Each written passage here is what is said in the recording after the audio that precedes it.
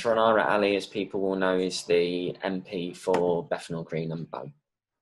Well, good evening, everyone, and thank you very much for inviting me. And I just want to start off by thanking everyone in the community, whether in the school system or the NHS, and of course parents and members of the community who have been supporting each other. I think that we have really done ourselves proud as a community in working together to protect people, and I've seen that firsthand in the way that everyone's come together. So I just wanted to say how much that has meant to me and how much of a difference that's made.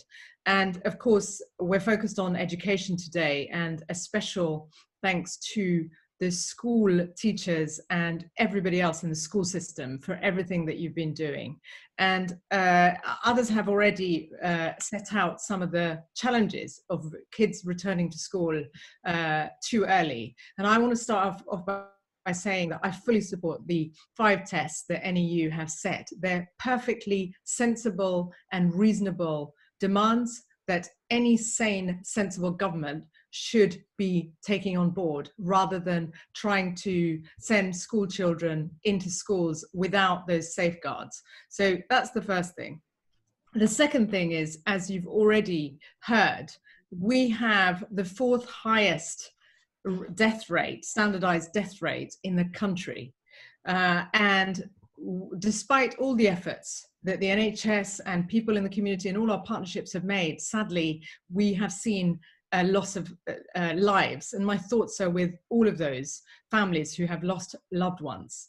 And that's why we have to keep fighting to make sure that this government doesn't carry on putting our fellow citizens in harm's way, because frankly, their actions have been tantamount to complete irresponsibility, particularly in the recent weeks, whether in relation to not having enough PPE, not having the testing system in place, not following the advice that is being set from professionals, whether it's the BMA, whether it's leading scientists. And others have referred to the independent SAGE report. It's so important that the government heeds the advice of those who are in the front line, as well as the specialists. And that's why I think it's really important that we work together to ensure, with the council, with schools, that parents have a strong voice and feed in what they feel is the most appropriate way to proceed. Now, as you've already heard, we've got very high rates of death among BAME communities. We've got high levels of risk factors. We've got high levels of overcrowding. We've got multi-generational families. And frankly, it is absolutely scandalous that this government is not looking at those nuances by not heeding our warnings right from the beginning. And it's not that MPs didn't raise the alarm bells about the risk to these communities and these groups, people from working class, poorer backgrounds, BAME communities, those with health issues, then perhaps we might not have been in as bad a position as we have been. And that's why these warnings that you're setting out through this campaign are so important.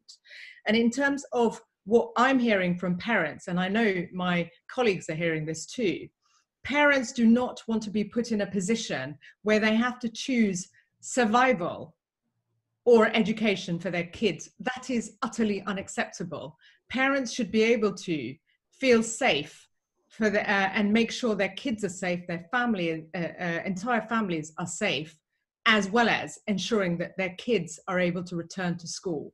It cannot be one or the other. And that is sadly where the situation that the government is putting our parents in, and that is not acceptable. So my pledge to you is I will work with all my colleagues to ensure that we continue to ensure that the government takes the measures that are required to safeguard our children.